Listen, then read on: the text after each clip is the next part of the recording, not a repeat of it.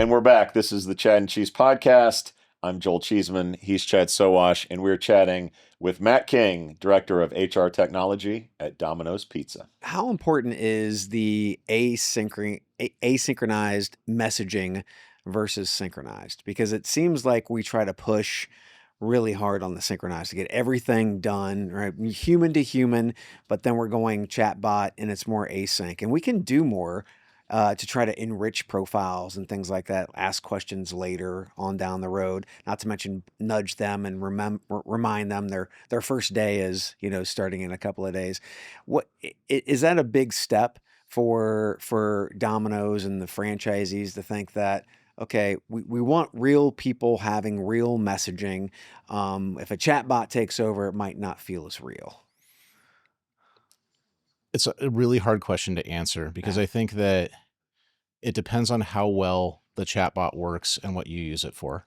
I don't think that like automating a notification that we're waiting on your background check invitation to be completed is something that a candidate feels is an important moment of human touch. Yeah. You don't want the chatbot to be a jerk about it. Like you don't want it to be like sort of totally cold. It has to sort of fit into like your sort of employment branding persona. Right. But that's not something that you need human touch for. Right.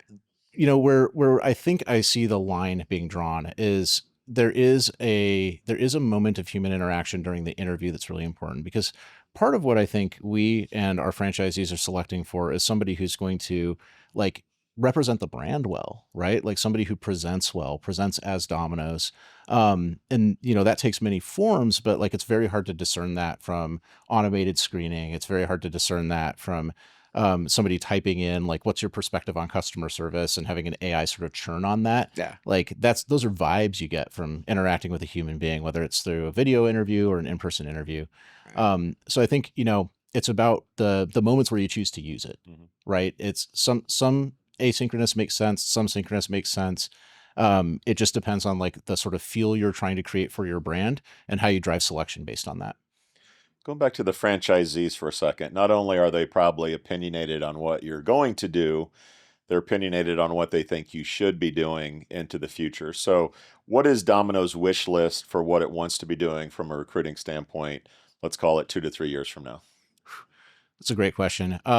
So the first thing I would say is like, it's in our interest and in our franchise interest to deliver optionality that allows franchisees to push the limits of what's possible within our brand.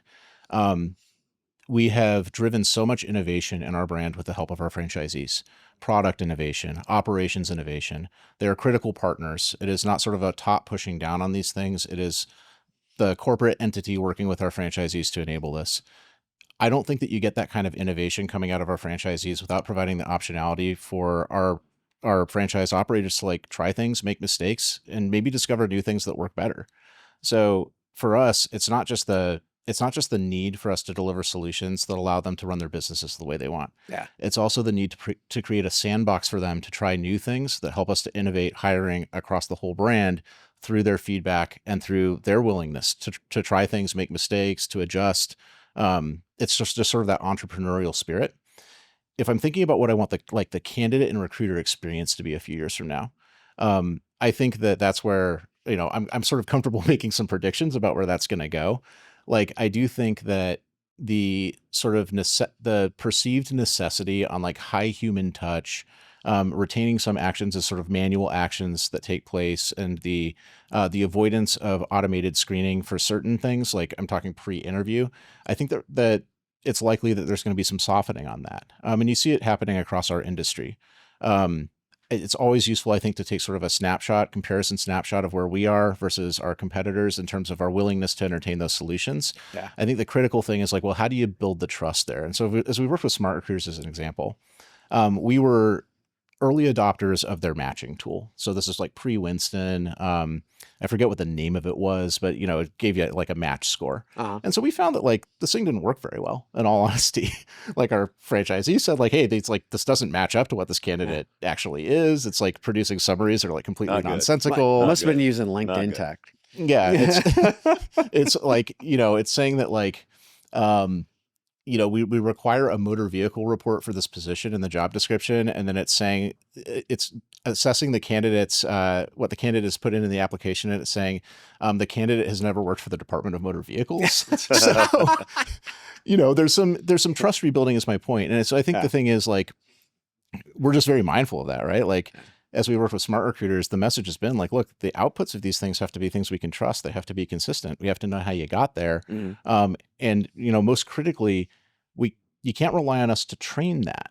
Like, we're always training these tools through our interactions with them, but it's got to be better out of the gate. And so they've been very receptive to that feedback as we've gone through the Winston journey period, right? Like, the ability to show the math has been critical.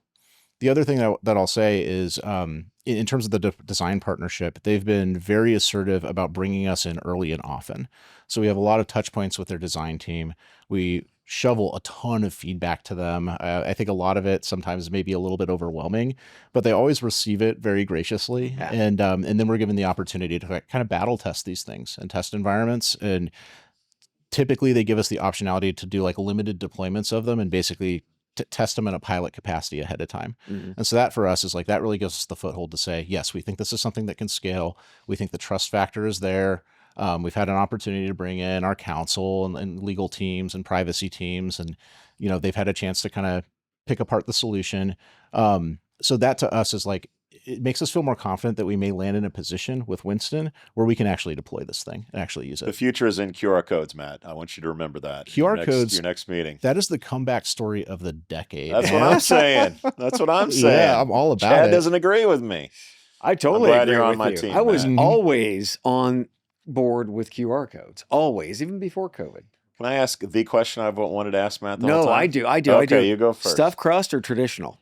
New York style. New York style. Yeah. Oh. Topping choices. Pepperoni. OG.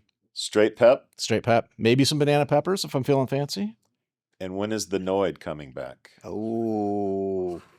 I mean, Bonus points if you say the new chatbot is named Noid, but I won't push you on that.